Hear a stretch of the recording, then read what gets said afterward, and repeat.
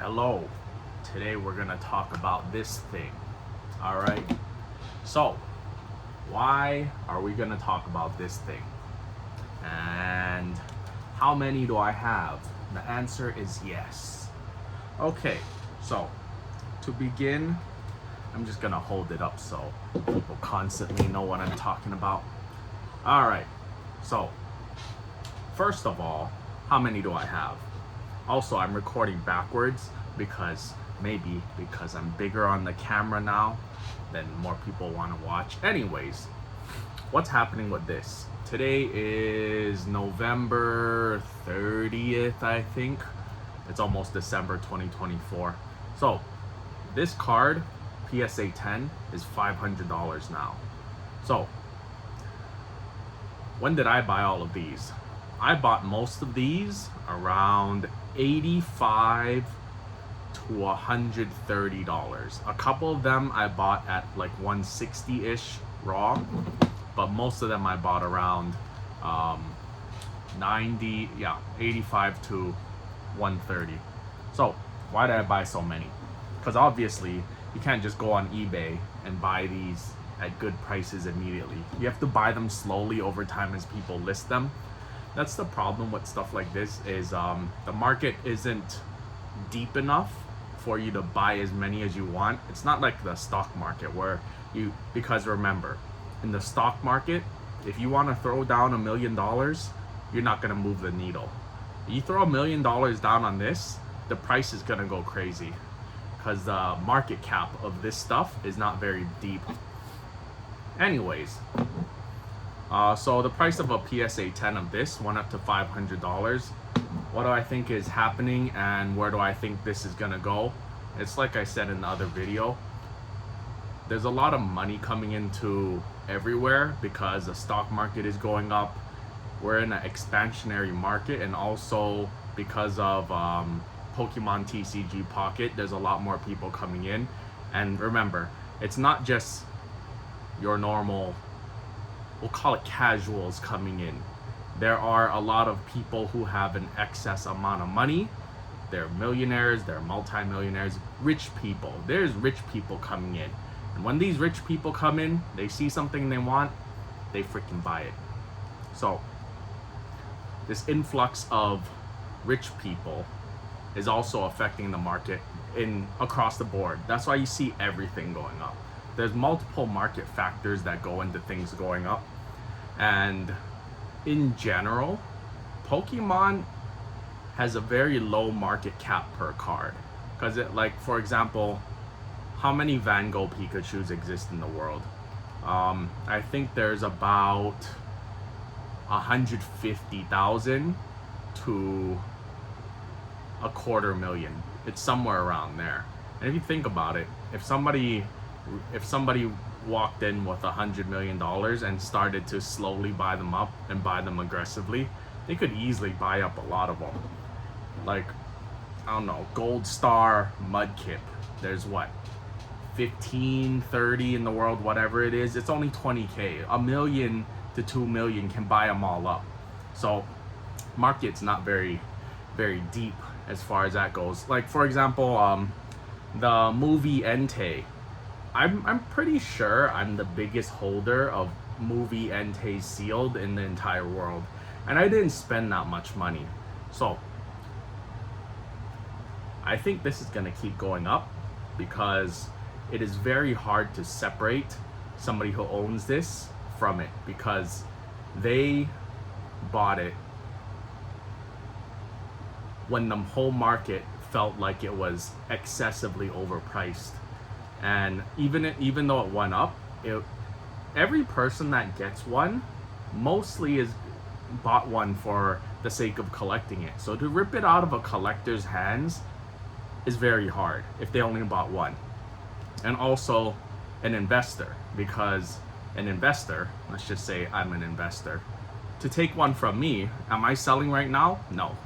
Even though it just went up by like 50 to 70% in less than a year, am I selling it? No. So in general, it's a seller's market right now. It's a seller's market because if you want to sell it, you can get full market price pretty much immediately, and it's not very hard. It's extremely liquid, and that goes for like alt arts and stuff and Moonbryons. It's all these things that are super liquid that you can just sell and then be like, oh, it's gone. Like here, this slab, I bought this. I bought a lot of these a long time ago, and I am still buying up to recently because it's such an easy play for me at the price that it was that I was buying. So I guess if I was a analyst on the stock market, I had a buy rating on all these Van Goghs up until recently. Now I'm in the hold phase. It's too high rate. It's not that it's too high for me to buy some more. It's just I think a big part of the gains are baked in. Like I bought this for, I wrote on the back, $112 for a PSA 9. And I think the gap between a 9 and a 10, because 10s are so expensive, a lot of people settle for 9s or just a raw one because, you know, ooh, it's raw. It might get a 10. So I identify it as a 10. That's what a lot of people might say. So yeah. Oh, by the way, all of these are sealed. I think I have around 50 of them. So yeah. Am I gonna break them out and grade them? Probably not. They're fine just the way they are. I'm pretty sure there's a lot of 10s in here, but you know, that's a whole separate thing. Storage, it gets a lot bigger, and remember, you can always open one and get it graded. You cannot ungrade it and put it back in the sleeve. So yeah, it's all yourself. If I was to sell these, I would be selling the idea of potentially being a 10. Anyways, I'm gonna stop talking about Van Gogh. I'm gonna talk about opportunity now. Now, I would say I'm fairly good at identifying opportunity. Okay, you see this? I started buying this probably 4 to 5 months ago. 4 to 5 months ago, I had one. And if you look at the first video I posted in the Pokemon category, I had what, 6? Now I have 1, 2, 3, 4, 5, 6, 7, 8, 9, 10, 11, 12, 13. So I bought 13 of these around 400 to 425. I think the market price on this right now is 550. So that's like a, what, 30% gain in a couple months. Am I buying more of these? No. It's the same thing as a Van Gogh Pikachu. I'm in the hold phase now. Would I buy some more? Yes, but only if it's a good deal relative to the current market price. So there's a lot of opportunity. Like for example, this. Like the stock market is a lot harder to do this type of stuff, but Pokemon is fairly stable. You know for sure if you wait over time, well, actually it's same with the stock market.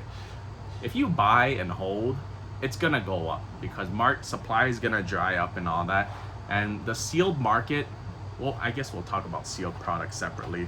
But for example, this, the only way to get it was on Pokemon Center, Pokemon Together.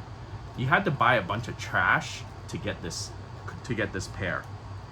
And I bought as many as I could because I knew there was only one way to get it. It was either you get it that way or you don't get it at all. And it's kind of like Pokemon Center ETBs. You pay a certain amount and that's it. Nobody else has the opportunity to get it cheaper unless they stole them. So each set of this, after you sell everything else, your cost basis on one pair is around $40. And then in less than 6 months, the pair now is, I know this was $69 for the Pikachu and the Eevee's probably $50. So it basically tripled in price in less than 6 months. Is it gonna triple again? No. But yeah, when there's a lot of opportunity, all of these are that. Here, I'll pull one out so you believe me. Here, I'll pull a random spot. There you go. See? So there's a lot of money to be made. The problem is you can't do what everyone else is doing or you can't do it after the fact. So like, the Gengar thing, I called it as it was happening because I wanted to like prove to people like, yeah, it's probably a good investment because I said so. So I can't do it after the fact like the Van Gogh and say like, oh see, I told you, and then it already happened. Whereas the Gengar, I was doing it while it was low and then went straight up right afterwards. And part of it is due to the whole boom and whatever, but I still think the Gengar is going to do good because Fusion Strike is still readily available, but you can watch that video. Anyways, we'll cut the video there.